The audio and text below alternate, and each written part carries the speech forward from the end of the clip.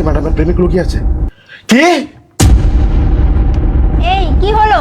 এভাবে তুমি চিৎকার করছো কেন? না না, কিছু না, ওই তেলাপোকা তো তাই দেখে আমি চিল্লাই উঠছি আর কি। ও তেলাপোকা, আচ্ছা ঠিক আছে। আচ্ছা কাজ করো, আমি তো অফিসে যাব, আমার ব্যাগটা নিয়ে এসো তো। হ্যাঁ ঠিক আছে, আয়না দিতেছি, দাঁড়াও।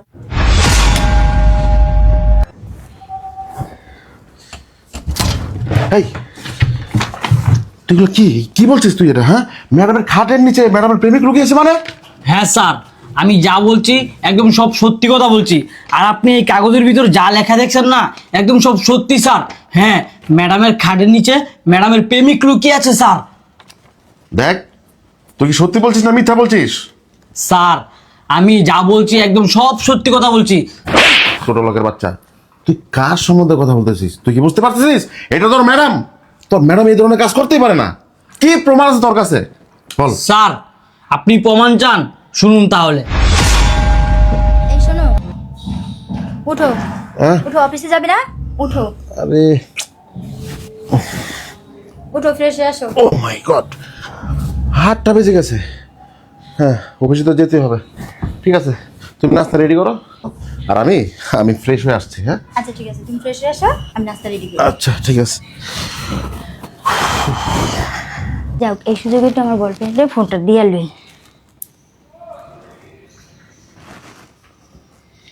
হ্যালো, কোথায় তুমি? আমি তো এই যে তোমার বাসার নিচে, তুমি কোথায়? আমি তো বসে আছি, আমার হাজবেন্ড অফিসে যাব, তুমি তাড়াতাড়ি চলে আসো।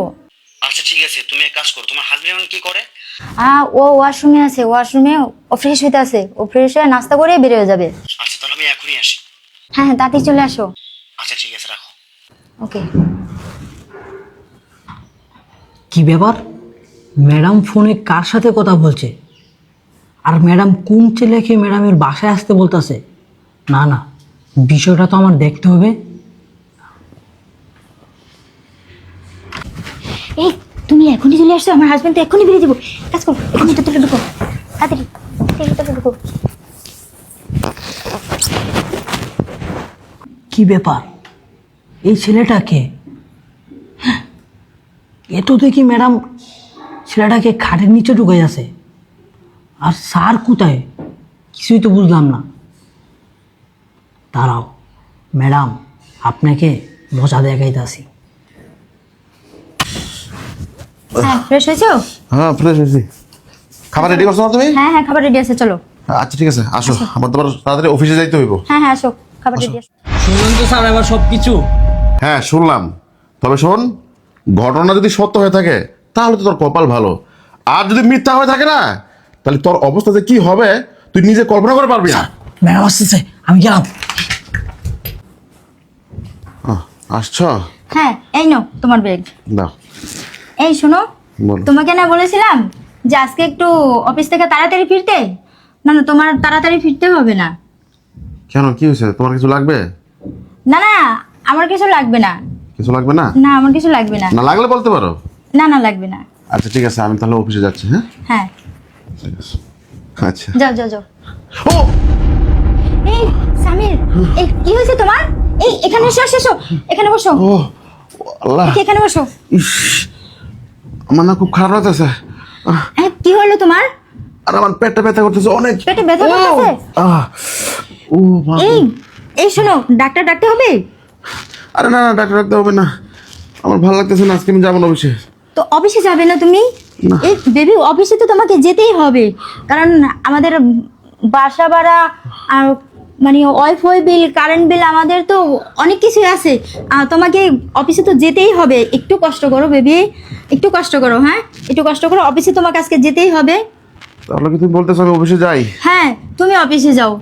ও ও মা, কি হলো তোমার? না না, যেতে পারবো না আমি, আজকে আমি যেতেই পারবো না, খুব খারাপ লাগছে আমার, আমি শেষ, আমি শেষ। এখানে এখানে একটু বসো, এখানে একটু বসো। যেতে তো তোমাকে হবে সোনা, একটু সুস্থ তোমাকে হতেই হবে। এক কাজ করো, এক কাজ করো, তুমি তুমি আমার জন্য পানি নিয়ে আসো। পানি পানি? পানি পানি হ্যাঁ হ্যাঁ, পানি। আমি এক্ষুনি, তুমি এখানে এখানে একটু ডালান দাও, আমি এক্ষুনি পানি নিয়ে আসছি। এখানে ঠিক আছে। এখানে ডালান দিয়ে বসো। হ্যাঁ, হ্যাঁ, নিয়ে আসো, নিয়ে আমি আসো। এক্ষুনি পানি নিয়ে আসছি। আসো, পানি নিয়ে আসো। কাল নাগিনী, বিশ্বাসঘাতক, বেঈমান, কি মনে করেছিস আমি তোর কোনো প্ল্যানই বুঝতে পারিনি? তুই চলি ডালে ডালে, আমি চলি পাতায় পাতায়। আমি সব কিছুই বুঝতে পেরেছি। ওই চলে আসছে মনে হয়, যাই যাই আবার অ্যাক্টিং শুরু করি। এই নাও পানি, পানি খাও। মানে আনছো? হ্যাঁ হ্যাঁ, পানি পানি খাও।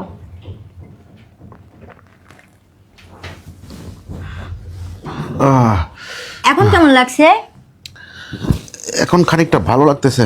হ্যাঁ, তাহলে এখন অফিসে চলে যাও। আচ্ছা, অফিসে তো যেতেই হবে, হ্যাঁ এখন সংসারে কত খরচ। আচ্ছা ঠিক আছে। হ্যাঁ, আমাদের অনেক ঝামেলা। আমি তোমাকে আগে দিয়ে আসি, আমি আগে দিয়ে আসি, চলো। আচ্ছা ঠিক আছে। চলো যাও। আল্লাহ, যাও, বাঁচা গেছে।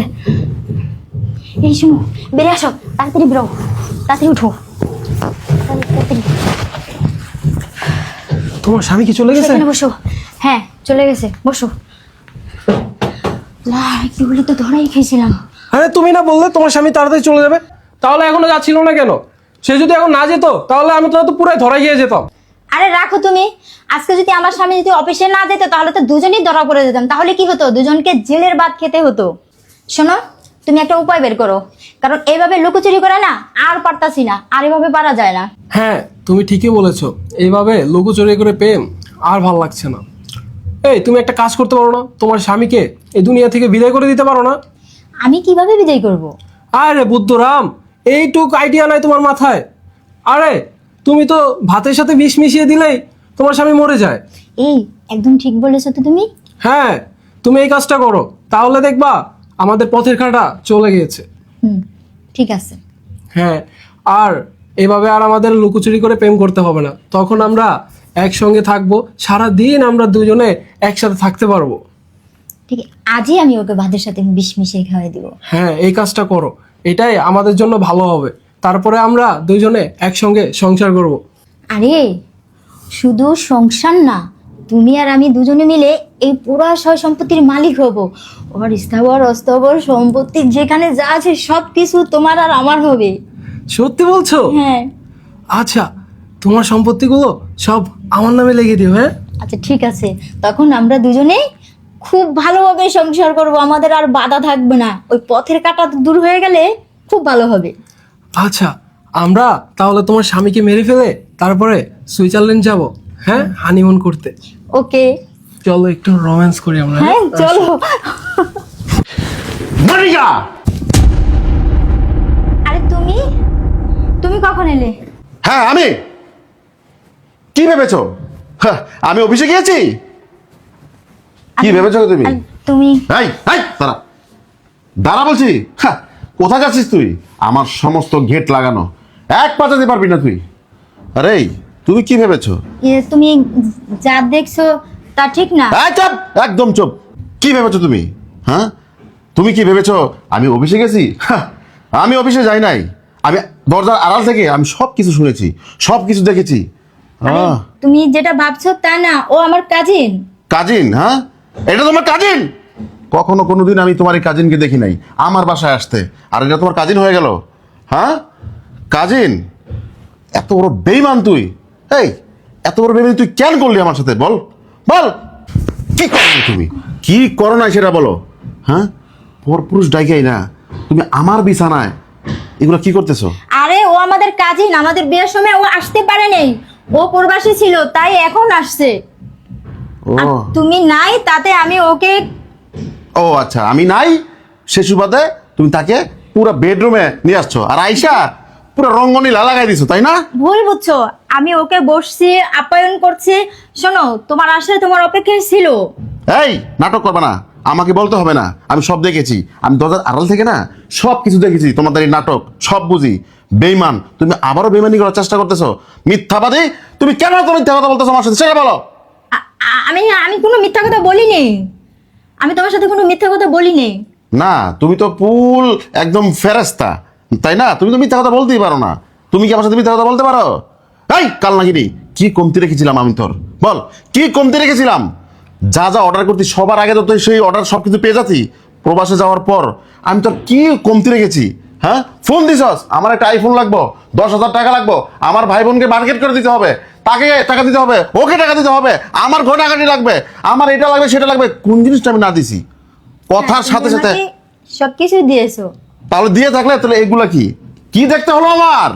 কি দেখলাম এগুলো আমি? আরে আমার তো বিশ্বাস করতেই তো আমার লজ্জা করতেছে আমার। ছি, আমার বউ এই ধরনের কাজ করতে পারে? আমার বউ এই ভালোবেসে বিয়ে করছিলাম তো না, তোমাকে আমি ভালোবেসে বিয়ে করেছিলাম। আমার বাবা মায়ের কথা আমি শুনি নাই, আমার বাবা মায়ের কথা আজকে না শুনে আজকে যে আমার কি গতি আমি তা নিজে হারে হারে টের পাচ্ছি। আমার বোন না করছিল, আমার ভাই না করছিল, আমার আত্মীয় স্বজন সবাই না করছিল তোর মতো কালনাগিনীকে বিয়ে না করার জন্য। আর আজকে তোকে বিয়ে করার পর আমার আরে তুমি এমন করছো কেন? প্লিজ তুমি আমাকে ক্ষমা করে দাও। ক্ষমা? কিসের ক্ষমা? তোকে ক্ষমা করবো আমি? এই তুই কি কোনো ভুল করেছিস যে আমি তোকে ক্ষমা করবো? তুই এটা অন্যায় করেছিস, অন্যায় আমার সাথে তুই অন্যায় করেছিস। তুই আমার স্ত্রী ছিলি, আমার স্ত্রী। আমার তো ভাবতে অবাক লাগে কিভাবে পারলি একটা পরপুরুষ ডাইকাই না আমারই খাটে, আমারই বাসায়, আমারই ফ্ল্যাটে এই ধরনের একটা কাজ করতে। ছি ছি ছি ছি ছি। দেখো মনিকা, আমি তোমাকে দিয়ে এটা আশা করি নাই। তুমি কিভাবে পারলে এই কাজটা করতে? আরে দাঁড়া, কোথায় যাচ্ছিস তুই? হ্যাঁ, এ তোদের মতো ছেলেরা না এই যে এই ধরনের কাজ করে বেড়াস, এই যে আমাদের মতো সহজ সরল মানুষের সংসার নিয়ে ছিড়িমিনি খেলোস। আর তোকে কি বলবো? হ্যাঁ, আর যাকে আমি যাকে আমার নিজের জীবন থেকে ভালোবাসছি সেই তো বেমানি করছে, সেই তো আমার ঘরে সবকিছু শেষ করে দিছে। আরে এত দৌড়াদৌড়ি করস কেন? হ্যাঁ, তোর না দরকার? আরে বিয়ে করবি ঠিক আছে। আরে তুমি তো এর সাথে পরকীয়া করছিলা, আমাকে দিয়ে নাকি তুমি সুখী না, হ্যাপি না? ঠিক আছে, তুমি যেহেতু হ্যাপি না, তুমি এই ছেলের সাথে হ্যাপি থাকবা। ঠিক আছে, এই ছেলে এদিকে, এই যে তোর পরকীয়ার নাগন্ডি চা।